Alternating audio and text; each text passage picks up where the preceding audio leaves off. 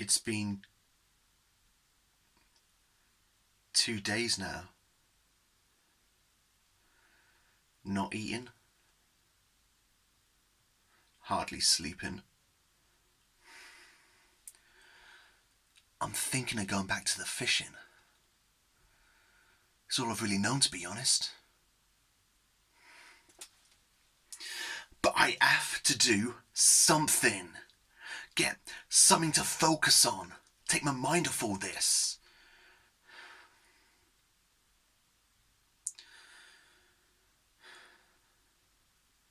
It's hard though. It's all still very raw, very real. I keep replaying in my mind things I said, things he said, things we did together, how we met. We were fishing then. There was me, my brother Andrew, James, John, like a lot of other local lads, earning our living from the Sea of Galilee. Anyway, that night we'd caught nothing, which does happen, but it's rare. Come morning, we were washing our nets down by the shore when this rabbi comes down to the beach. And it was him.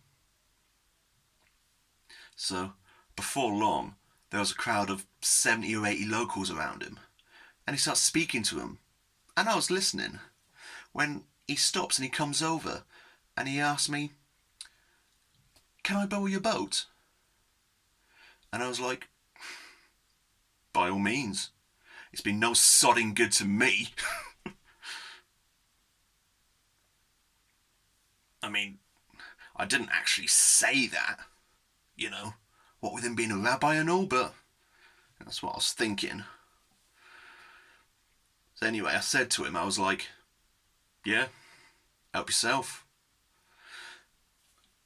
And he took it a few metres from shore, and he uses the boat as a platform to speak to the crowd.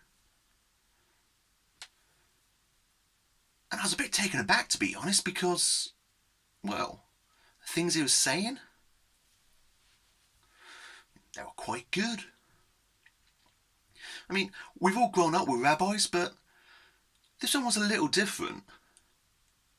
He told stories, drew you in, but he didn't mess about. Anyway, after all this, he came over to me and he thanked me for lending him the boat, and he asked me, "Did you catch much last night?" And I could see he had this little smile on his face, like he'd heard.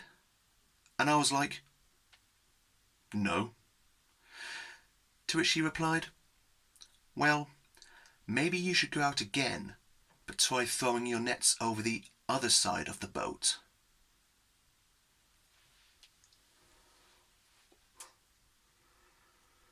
Throw your nets over the other side of the boat. I mean, have you ever heard anything so ridiculous? And I said to him, I was like, "You're sodding joking, aren't you? If you don't tell me how to fish, then I won't tell you how to... rabbi."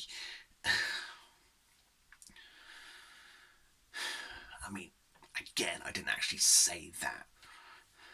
So I said to him, I was like, "Why then? If you say so."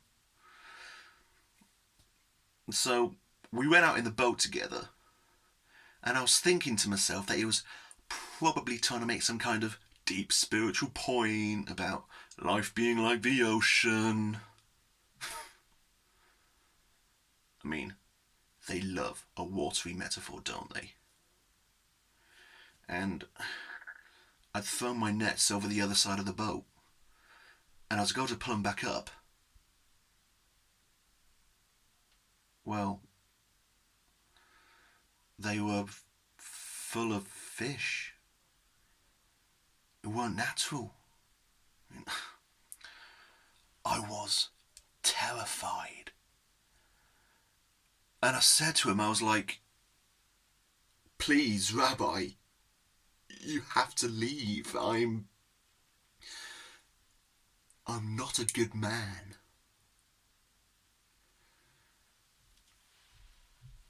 But he just leant over, he put his hand on my shoulder, and he said to me, "There is nothing to be afraid of. You're wasted on fishing. Come and work with me."